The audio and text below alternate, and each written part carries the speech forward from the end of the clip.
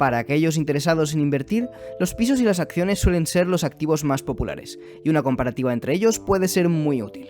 En este vídeo veremos cuáles son los pros y los contras de ambos, así como cuál puede ser la inversión más interesante.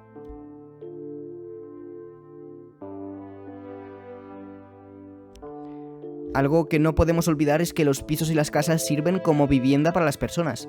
Parece obvio, pero si invertimos en un piso podemos vivir en él, y por lo tanto no tener que pagar un alquiler. Por lo que esos dividendos estarán totalmente garantizados. En otras palabras, pase lo que pase con la economía, nosotros podremos disfrutar de esos dividendos en forma de especie. Si por lo contrario vivimos en otro sitio, también podremos alquilar nuestro piso a otra persona y los ingresos procedentes de ese alquiler serán nuestros dividendos brutos. Los alquileres son mucho más estables que los beneficios y los dividendos empresariales. Esto significa que no caerán mucho en caso de recesión ni crecerán espectacularmente en caso de boom económico. A largo plazo y quitando leyes absurdas, los alquileres aumentarán de forma parecida a la inflación, por lo que en términos reales variarán poco. Tanto si decidimos vivir en nuestro inmueble o alquilarlo, la propiedad del mismo viene acompañada de gastos. Es decir, los rendimientos netos deberán tener en cuenta el hecho de que tendremos que pagar impuestos, como el IBI en España, gastos de comunidad en caso de tratarse de un piso, así como reparaciones y renovaciones. Por lo que representa a las acciones, hay mucha más divergencia en cuanto a los dividendos que éstas pagan y su potencial crecimiento futuro. No obstante, podemos fijarnos en el mercado bursátil en general para sacar conclusiones. Si bien la posesión de acciones no acarrea gastos adicionales para el inversor, las empresas sí deben seguir reinvirtiendo para continuar funcionando y creciendo, por lo que aproximadamente solamente la mitad de los beneficios conseguidos podrán ser pagados a los inversores en forma de dividendos. En términos generales, el rendimiento que podremos esperar de los dividendos se sitúa alrededor del 3% anual. A largo plazo, los mismos deberían crecer en función de la inflación y del crecimiento económico real. A corto plazo pueden variar mucho, por lo que ofrecen un mayor potencial pero también un mayor riesgo que los pisos. Apreciación a largo plazo. Veamos qué tipo de evoluciones podemos esperar del precio de ambos activos. Debido a que los pisos y las casas son bienes reales, su precio tiende a estar correlacionado con la evolución de la inflación a largo plazo, es decir, su valor real permanece muy estable a lo largo del tiempo. Esto se debe a que el valor de los pisos va muy ligado al nivel salarial de cada país, y los salarios dependen en primer lugar de los precios de este mismo país, y del desarrollo económico, por supuesto. En el muy corto plazo, el precio de las viviendas es bastante estable. No obstante, en el medio plazo, el precio se puede ver influenciado por otras variables. Por ejemplo, los tipos de interés, debido a que la mayoría de las compras se llevan a cabo con una hipoteca. Estos afectan de forma importante al precio de las viviendas. En dirección contraria, cuanto más bajos sean los intereses, más caras serán las viviendas. Y viceversa, si las viviendas se han encarecido tanto a lo largo de las últimas décadas, es básicamente porque los tipos de interés han estado en mínimos históricos, ya que contratar una hipoteca era realmente barato debido a estos mismos intereses bajos, por lo que mucha gente lo hacía y aumentaba la demanda, subiendo el precio. Otras variables a destacar son la demografía, la política de vivienda y las tendencias migratorias internas. La demografía determina si hay mayor o menor demanda de viviendas. Si la población de un país va en aumento, los precios tienden a subir y viceversa. La política de vivienda es importante porque en una situación normal el número de viviendas existentes debería aumentar en línea con el tamaño de la población, pero si los gobiernos dificultan la construcción de nuevas viviendas, los precios se encarecerán. Por último, las tendencias migratorias internas, si bien tienen un resultado neto de cero para el país en conjunto, sí que determinan el valor de los inmuebles de una región en relación a otra región. Si la gente abandona sus provincias para ir a vivir a Madrid, habrá una transferencia de valor inmobiliario de esas provincias a la capital.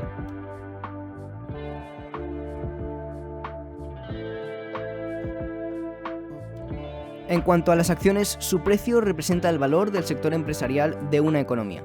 La ratio entre el valor empresarial y el tamaño de la economía es muy estable a lo largo del tiempo, por lo que la principal variable es el crecimiento económico nominal, es decir, el crecimiento real del país y la inflación.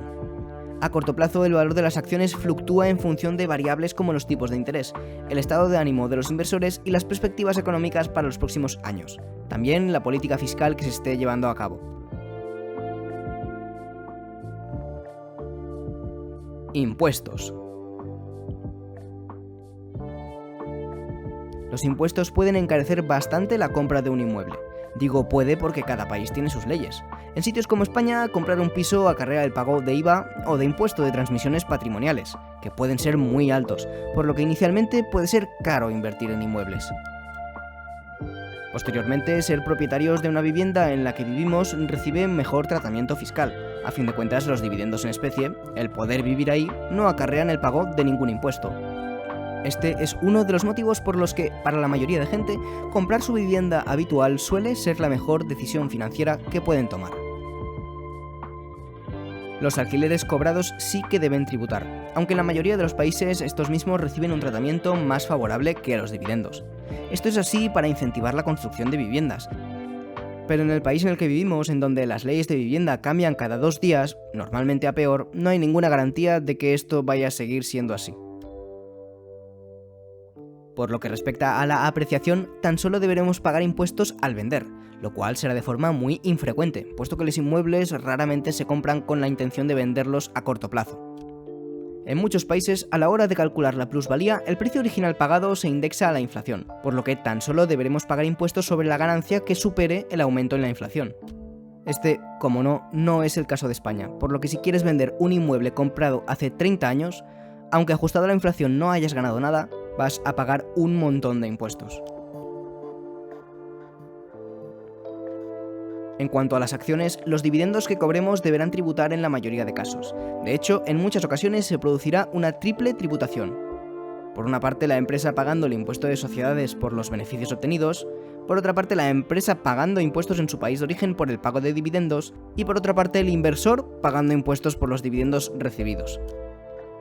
Si bien hay ocasiones en las que existen mecanismos para reducir la carga fiscal de los dividendos bursátiles, los mismos suelen tener un peor tratamiento fiscal que los alquileres.